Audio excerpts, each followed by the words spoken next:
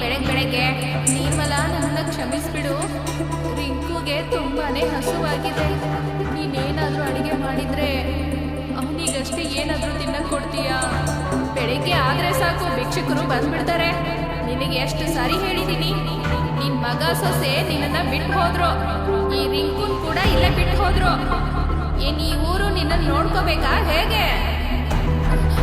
ಅಯ್ಯೋ ನಿರ್ಮಲಾ, ನನ್ನ ಮಾತು ಸ್ವಲ್ಪ ಕೇಳಿಸ್ಕೋ. ನರ್ಮದಾ ಇನ್ನೂ ಹೇಳೋ ಅಷ್ಟರಲ್ಲಿ ನಿರ್ಮಲಾ ತನ್ನ ಮನೆ ಬಾಗಿಲನ್ನ ಜೋರಾಗಿ ಹಾಕೊಳ್ತಾಳೆ. ನರ್ಮದಾಗೆ ಅಳು ಬರುತ್ತೆ. ನೀವು ಅಳ್ಬೇಡಿ ಅಜ್ಜಿ, ನಾನು ದೊಡ್ಡವನಾದ್ಮೇಲೆ ತುಂಬ ದುಡ್ಡು ಮಾಡಿಬಿಟ್ಟು ನಿಮ್ಗೆ ಕೊಡ್ತೀನಿ. ಯಾಕಂದ್ರೆ ನೀವು ಅವಾಗ ಯಾರ ಮಾತನ್ನು ಕೇಳೋ ಹಾಗಿರಲ್ಲ. ಅಯ್ಯೋ, ನೀ ನನ್ನ ಪ್ರೀತಿಯ ಮೊಮ್ಮಗ ಅಲ್ವಾ? ಬಾ, ಇಲ್ಲಿಂದ ಸ್ವಲ್ಪ ದೂರ ಹೋಗೋಣ, ಮುಖ್ಯಸ್ಥನ ಮನೆಗೆ. ನರ್ಮದಾ ಮತ್ತೆ ರಿಂಕು ಮುಖ್ಯಸ್ಥನ ಮನೆಗೆ ಹೋಗ್ತಾರೆ. ಮುಖ್ಯಸ್ಥ ಮನೆ ಹೊರಗಡೆ ಪೇಪರ್ ಓದ್ತಾ ಕೂತಿರ್ತಾನೆ. ಮಗಳು ಮಾತೆ ಅವರೇ, ಸಂತೋಷವಾಗಿರ್ಬೋದು.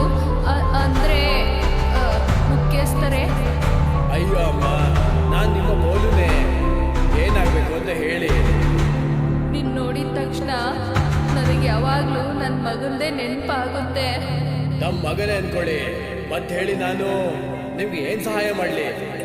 ನಿನಗೆ ಗೊತ್ತಲ್ವಾ, ನನ್ನ ಮಗ ಎಲ್ಲ ಜಮೀನನ್ನ ಮಾರಿ ಹೊರಟು ಹೋದ ಅಂತ. ಈಗ ಪರಿಸ್ಥಿತಿ ಹೇಗಾಗಿದೆ ಅಂದರೆ ಮನೆಯಲ್ಲಿ ಒಂದು ತುತ್ತುಗೂ ಗತಿ ಇಲ್ಲ. ನಿರ್ಮಲಾ ಕೂಡ ಸಹಾಯ ಮಾಡೋಕ್ಕೆ ನಿರಾಕರಿಸಿದ್ಲು. ಅದಕ್ಕೆ ನಾನು ಇಲ್ಲಿವರೆಗೂ ಬಂದೆ. ರಿಂಕುಗೆ ತುಂಬಾನೇ ಹಸುವಾಗಿದೆ, ಅವನಿಗೇನಾದರೂ ಸ್ವಲ್ಪ ತಿನ್ನಕ್ಕೆ ಕೊಡ್ತೀಯಾ? ಇದು ಕೇಳೋಂಥ ವಿಷಯನ ನಿಮ್ಗೆ ಯಾವಾಗ ಬೇಕೋ ಏನು ಬೇಕೋ ಎಲ್ಲ ತಗೊಂಡೋಗಿ. ಏನು ಮಿಕ್ಕಿದ ರೇಷನ್ ನಾನೇ ನಿಮ್ಮ ಮನೆಗೆ ತಲುಪಿಸ್ಬಿಡ್ತೀನಿ, ಸರಿನಾ? ನಿನ್ನಿಂದ ತುಂಬಾನೇ ಉಪಕಾರ ಆಗುತ್ತೆ. ನಾನು ವಿಚಾರ ಮಾಡ್ತಾ ಇದ್ದೆ, ನೀನು ಏನು ರೇಷನ್ ಕೊಡ್ತೀಯೋ ಅದಕ್ಕೆ ನಾನು ನಿನ್ನ ಹತ್ರ ಕೆಲಸ ಮಾಡ್ತೀನಿ. ಯಾಕಂದ್ರೆ ನಿನ್ನ ಹತ್ರ ಸಾಲ ಇಸ್ಕೊಳ್ಳೋಕ್ಕೆ ನನಗೆ ಇಷ್ಟ ಇಲ್ಲ. ನೀವು ಚಿಂತೆ ಮಾಡಿಬಿಡಿ ಅಮ್ಮ, ನಾನು ನಾಳೆನೇ ಎಲ್ಲ ವ್ಯವಸ್ಥೆ ಮಾಡಿ ನಿಮ್ಮ ಮನೆ ಕಳಿಸ್ಕೊಡ್ತೀನಿ. ಮುಖ್ಯಸ್ಥ ಡಬ್ಬಿನಲ್ಲಿ ಊಟನ ನರ್ಮದಾ ಕೊಡ್ತಾನೆ.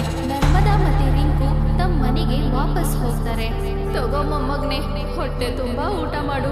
ಮುಖ್ಯಸ್ಥರು ರೇಷನ್ ಕಳಿಸಿದ ಮೇಲೆ ನಿನ್ನ ಅಜ್ಜಿ ಅಕ್ಕಿ ಬೇಳೆ ದೊಡ್ಡ ಅಂಗಡಿನೇ ತೆಗೆದು ಬಿಡ್ತಾಳೆ.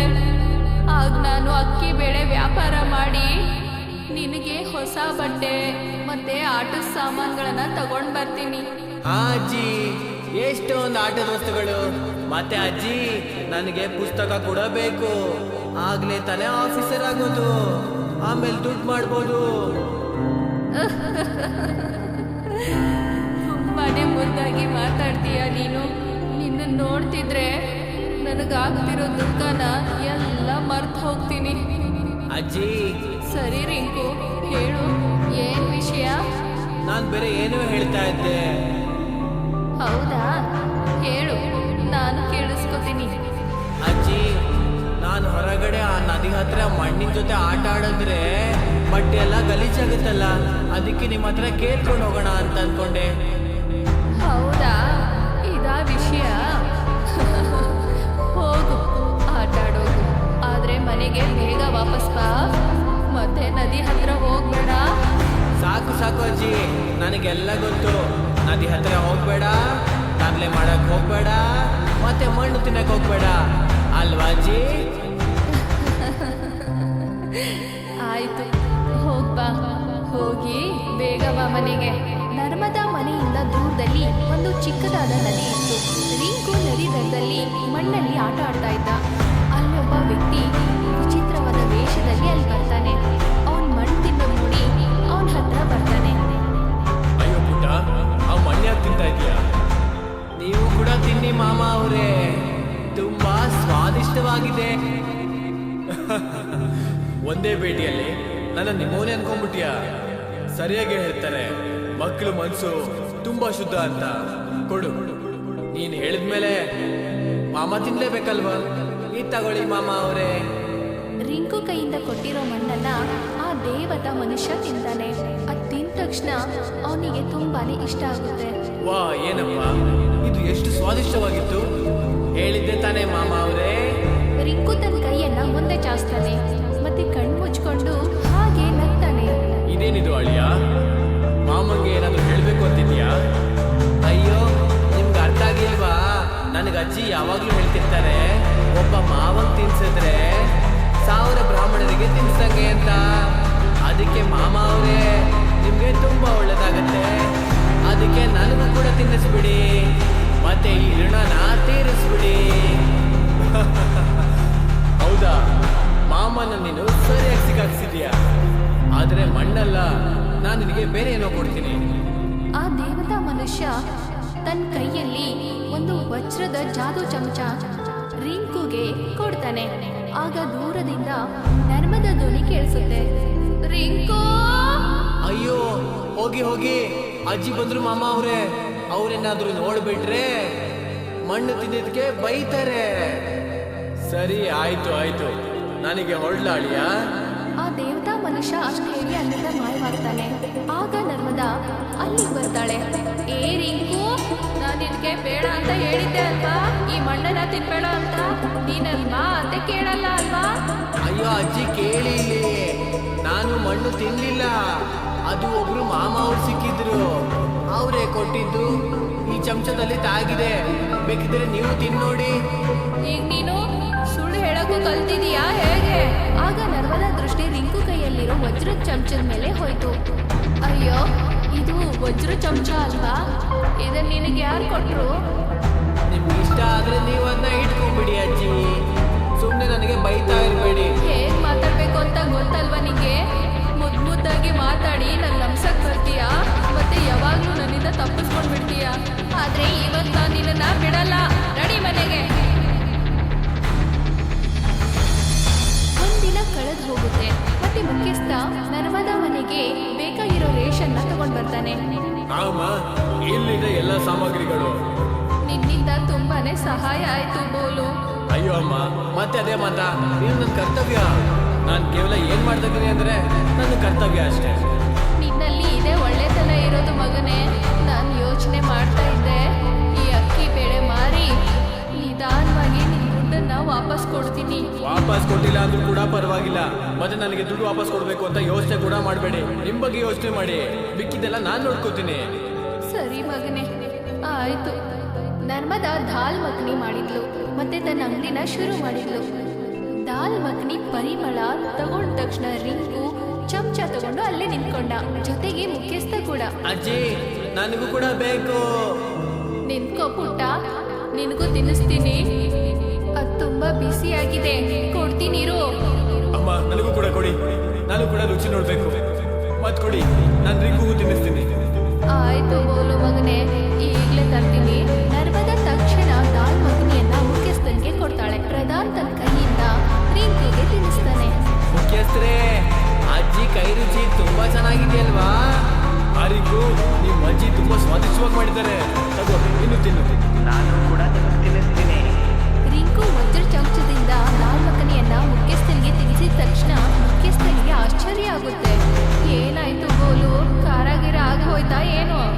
ಅಲ್ಲಮ್ಮ, ಈ ವಜ್ರದ ಚಮಚ ಇದರಿಂದ ನನಗೆ ರಿಂಕು ತಿನ್ಸಿದಾಗ ಇದ್ರ ಸ್ವಾದ ಅಂತೂ 100 ಪಟ್ಟು ಹೆಚ್ಚಾಯ್ತು. ಇಂಥ ಸ್ವಾದಿಷ್ಟ ಭೋಜನ ಅಂತೂ ದೇವಲೋಕದಲ್ಲಿ ಮಾತ್ರ ಸಿಗುತ್ತೆ ಅನ್ಸುತ್ತೆ. ಹೌದಾ? ನಿಜವಾಗ್ಲೂನಾ? ಇವು ನಿಜವಾದ ವಜ್ರಗಳ? 100% ಅಸಲಿ ಅಮ್ಮ. ಅದಕ್ಕಿಂತ ಅಸಲಿ ಅಂದ್ರೆ ಇದ್ರ ಚಮತ್ಕಾರ. ರಿಂಕು, ಅಜ್ಜಿಗೂ ಕೂಡ ತಿನ್ಸು. ನರ್ಮದಾ ಅದನ್ನ ತಿಂದ ತಕ್ಷಣ ಅವಳಿಗೆ ಹೇಗೆ ಅನ್ಸುತ್ತೆ ಅಂದ್ರೆ, ಅವಳು ಪೂರ್ತಿ ಜೀವನದಲ್ಲಿ ಈ ತರ ರುಚಿಕರ ಸ್ವಾದಿಷ್ಟವಾದ ಆಹಾರ ತಿಂದೇ ಇರಲಿಲ್ಲ.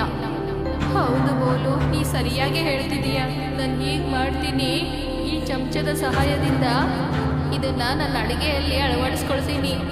ಎಲ್ರಿಗೂ ರುಚಿಕರವಾದ ಆಹಾರ ಸಿಗುತ್ತೆ. ಅಯ್ಯೋ ಅಮ್ಮ, ಬೋಲು ಹೆಸರು ನಂದು, ಯಾಕೆಲ್ಲ ಹೆಸರು ಮರಿತಾ ಇದ್ದೀರಾ? ನನಗೆ ಅರ್ಥ ಆಗ್ಲಿಲ್ಲ ಬೋಲು.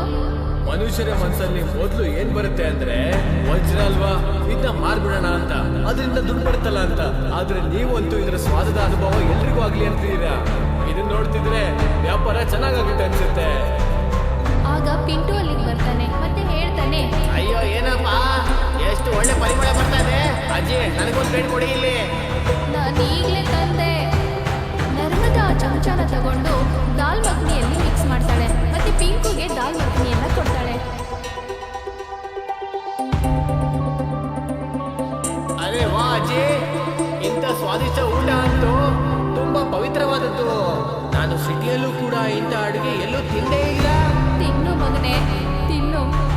ನಾನಿವತ್ತು ಇದಕ್ಕೆ ಯಾವ ದುಡ್ಡನ್ನು ನಿನ್ನ ಹತ್ರ ಇಸ್ಕೊಳ್ಳಲ್ಲ. ನಿರ್ಮಲಾ ಕೂಡ ಅಲ್ಲಿ ಬರ್ತಾಳೆ. ಮತ್ತೆ ಅಲ್ಲಿ ಕೇಳ್ತಾಳೆ, ಏನೇ ನರ್ಮದಾ, ಏನಿದು? ಯಾಕೆ ಇಷ್ಟೊಂದು ಜನ ಎಲ್ಲ ಸೇರಿದ್ದಾರೆ? ಬಾ ನಿರ್ಮಲಾ, ನೀನು ತಿಂದು ನೋಡು ದಾಲ್ ಮಖನಿ. ತುಂಬಾನೇ ರುಚಿಯಾಗಿದೆ. ನನ್ಗೇನು ತಿನ್ನಕ್ ಬೇಡ, ನಾ ಸುಮ್ಮನೆ ನೋಡಕ್ ಬಂದಿದ್ದೆ ಇಲ್ಲೇನ್ ನಡೀತಾ ಇದೆ ಅಂತ. ಹೌದು, ಇದನ್ನೆಲ್ಲ ಮಾಡಕ್ಕೆ ನಿನ್ನ ಹತ್ರ ರೇಷನ್ ಎಲ್ಲಿಂದ ಬಂತು? ಇಷ್ಟೆಲ್ಲ ಮಾಡಕ್ಕೆ? ಅಯ್ಯೋ ಅಮ್ಮವ್ರೆ, ರುಚಿ ನೋಡಿ, ನಿಮ್ ಮಗ ಸಿಟಿಯಿಂದ ತರ್ತಾನಲ್ಲ, ಅದಕ್ಕಿಂತ ತುಂಬಾ ರುಚಿಯಾಗಿದೆ. ಏ ಬೋಲು, ತುಂಬಾನೇ ಮಾತಾಡ್ತೀಯ. ನನ್ ಮಗ ಹೇಗ್ ವ್ಯಾಪಾರ ಮಾಡ್ತಾನೆ ಅಂತ ನಿನಗಿನ್ನೂ ಗೊತ್ತಿಲ್ಲ ಅನ್ಸುತ್ತೆ. ಮೊದಲು ರುಚಿ ನೋಡಿ, ಆಮೇಲೆ ಇಷ್ಟೊಂದು ಕೋಪವಾಗಿ ಮಾತಾಡ್ತಿದ್ದೀರಲ್ಲ, ನೀವೇ ಸಿಹಿಯಾಗಿ ಮಾತಾಡ್ತೀರಾ. ಹೌದಾ? ನೋಡೋಣ ಕೊಡು, ನಾನು ನೋಡ್ತೀನಿ ಅದೇನ್ ರುಚಿ ಇದೆ ಅಂತ. ನರ್ಮದ ಖುಷಿಯಿಂದ ದಾಲ್ ಮಖನಿನ ತಿನ್ನಕ್ಕೆ ನಿರ್ಮಲಾಗೆ ಕೊಡ್ತಾಳೆ. ಅದನ್ನ ತಿಂದ ತಕ್ಷಣ ನಿರ್ಮಲಾ ತುಂಬಾನೇ ಆಶ್ಚರ್ಯಗೊಳ್ತಾಳೆ. ಅಯ್ಯೋ ನರ್ಮದಾ, ನನಗೂ ಹೇಳಲ್ವಾ ಈ ದಾಲ್ ಮಖನಿನ ಹೇಗ್ ಮಾಡಿದೆ ಅಂತ? ಹೇಳ್ತೀನಿರು. ನರ್ಮದಾ ಎಲ್ಲ ವಿಷಯನ ಹೇಳ್ತಾಳೆ. ತಕ್ಷಣ ನಿರ್ಮಲಾ ಆ ವಜ್ರ ಚಮಚನ ತಗೊಂಡು ನೋಡ್ತಿರ್ತಾಳೆ. ಏನ್ ವಿಷಯ ನಿರ್ಮಲಾ ಅವ್ರೆ? ಇದು ನಮ್ಮನೆ ಚಮಚೆ. ನಾನ್ ಅನ್ಕೊಂಡೆ ಕಳೆದು ಹೋಯ್ತು ಅಂತ. ಈಗ ಅರ್ಥ ಆಯ್ತು, ಈ ರಿಂಕು ಇದನ್ನ ತಗೊಂಡು ಹೋಗಿದ್ದಾನೆ ಅಂತ. ಸಾಕ್ ನಿಲ್ಲಿಸ್ತೀರಾ? ಬಂದಾಗಿಂದ ಬೇಡದವ್ರನ್ನ ಮಾತಾಡ್ತಾ ಇದ್ದೀರಾ. ಸಮಾಧಾನ ಆಗಿಲ್ಲ ಅಂದ್ಮೇಲೆ ಈಗ ಕಳ್ತನದ ಆರೋಪ ಹಾಕ್ತಾ ಇದ್ದೀರಾ. ಏ ಮುಖ್ಯಸ್ಥ, ನೀ ಸುಮ್ನೆ ಇರೋ. ಇವಳ ಹತ್ರ ಕೇಳು ಈ ವಜ್ರ ಚಮಚನ ಎಲ್ಲಿಂದ ಬಂತು ಅಂತ. ಈ ಚಮಚ ರಿಂಕುಗೆ ಸಿಕ್ತು ನಿನ್ನೆ ಅವ್ನ ನದಿ ಹತ್ರ ಆಟ ಆಡ್ತಿರುವಾಗ. ನನ್ಗೆ ಆ ಮಾಮ ಅವ್ರು ಕೊಟ್ಟಿದ್ದು. ನಿನ್ ಮಾಮ ಗೀಮ ಅಂತ ಯಾರು ಇಲ್ಲ. ನೀವಿಬ್ರು ಸೇರ್ಕೊಂಡು ಬಣ್ಣದ ಕತೆ ಹೇಳ್ಬೇಡಿ. ನಾನು ನನ್ನ ಚಮಚನ ತಗೊಂಡು ಹೋಗ್ತೀನಿ. ಇಷ್ಟು ಹೇಳಿ ನಿರ್ಮಲಾ ಆ ಚಮಚನ ತಗೊಂಡು ಹೋಗ್ತಾಳೆ. ಮತ್ತೆ ನರ್ಮದಾಗೆ ತುಂಬಾನೇ ಬೇಜಾರಾಗುತ್ತೆ. ಅಜ್ಜಿ, ಅಜ್ಜಿ ನನ್ ಚಮಚ. ಅಳ್ಬಿಡ ರಿಂಕು, ನಾನು ಆ ಚಮಚನ ಖಂಡಿತವಾಗಿ ತಂದ್ಕೊಡ್ತೀನಿ. ಇಲ್ಲ ಬೋಲು, ಸುಮ್ಮನೆ ಬಿಟ್ಬಿಡು. ನದಿ ಹತ್ರ ಈ ಚಮಚನ ಯಾರು ಕೊಟ್ಟಿದ್ರೋ, ಈ ನಡೀತಿರೋ ಘಟನೆಗಳೆಲ್ಲ ನೋಡಿದ್ರೆ ಇದರಿಂದ ಅರ್ಥ ಆಗುತ್ತೆ ಅವರು ಖಂಡಿತ ದೇವತಾ ಮನುಷ್ಯ ಆಗಿರ್ಬೇಕು ಅಂತ. ಅವರೇ ಈ ವಜ್ರ ಚಮಚನ ರಿಂಕುಗೆ ಕೊಟ್ಟಿದ್ರೆ ಅವ್ರು ಎಲ್ಲೂ ಹೋಗಿರಲ್ಲ. ಸಡನ್ ಆಗಿ ನಿರ್ಮಲ ಧ್ವನಿ ಜೋರಾಗಿ ಕೇಳಿಬರುತ್ತೆ. ಎಲ್ರೂ ತಕ್ಷಣ ಅಲ್ಲಿ ನೋಡ್ ಬರ್ತಾರೆ. ಅಲ್ಲಿ ಬಂದು ನೋಡಿದಾಗ ನಿರ್ಮಲ ನೆಲದ ಮೇಲೆ ಬಿದ್ದುಬಿಟ್ಟಿರ್ತಾಳೆ. ಮತ್ತೆ ಪ್ಲೇಟಲ್ಲಿ ಚಮಚ ಮತ್ತೆ ಊಟ ಇತ್ತು. ಯಾರಾದ್ರೂ ಕಾಪಾಡಿ! ನರ್ಮದಾ ಅವಳಿಗೆ ನೀರನ್ನ ಕುಡಿಸ್ತಾಳೆ. ಮತ್ತೆ ಕೇಳ್ತಾಳೆ, ಏನಾಯ್ತು ನಿರ್ಮಲಾ? ನಾ ಈ ಚಮಚದಿಂದ ಊಟ ಮಾಡಿದ್ರೆ ನನ್ನ ಬಾಯಿ ಸುಟ್ಟೋಯ್ತು. ಹೇಗಂದ್ರೆ ಒಂದ್ 10 ಮೆಣಸಿನ್ಕಾಯಿನ ತಿಂದಂಗಾಯ್ತು. ನೀರ್ ಕುಡಿದ್ರು ಖಾರ ಹೋಗ್ತಿಲ್ಲ. ನಿನ್ ಕೈಯಾರ್ಲೆ ನೀರ್ ಕುಡಿಸಿದ ತಕ್ಷಣ ಖಾರ ಹೊರಟೋಯ್ತು. ನೋಡ್ತೀರ ಅಮ್ಮವ್ರೆ, ತಪ್ಪು ಮಾಡಿದ್ರೆ ಶಿಕ್ಷೆ ಹಾಗೆ ಆಗುತ್ತೆ. ಇಂಥ ಕೆಲಸ ಯಾವತ್ತೂ ಮಾಡಕ್ ಹೋಗ್ಬೇಡಿ. ದೇವ್ರೆಲ್ಲ ಕೊಟ್ಟಿದ್ದಾರಲ್ಲ, ಆದ್ರೆ ಇಷ್ಟೊಂದು ಆಸೆ ದುರಾಸೆ ಯಾಕೆ? ಯಾರಿಗಾದ್ರೂ ಒಳ್ಳೇದಾದ್ರೆ ಸಾಕು ಬಂದ್ಬಿಡ್ತೀರಾ. ತಡ್ಕೊಳಕ್ಕಾಗಲ್ಲ ಅಲ್ವಾ? ನನ್ನನ್ನ ಕ್ಷಮಿಸ್ಬಿಡು ನರ್ಮದಾ. ತಗೋ ನಿಮ್ ಚಮಚನ. ಈ ಘಟನೆ ಆದ್ಮೇಲೆ ನರ್ಮದಾ ವ್ಯಾಪಾರ ಚೆನ್ನಾಗಿ ನಡೀತು. ನರ್ಮದಾ ಮಾಡಿರೋ ದಾಲ್ ಮಖನಿ ಪೂರ್ತಿ ಊರಲ್ಲಿ ತುಂಬಾನೇ ರುಚಿಕರವಾದ ಆಹಾರವಾಯಿತು.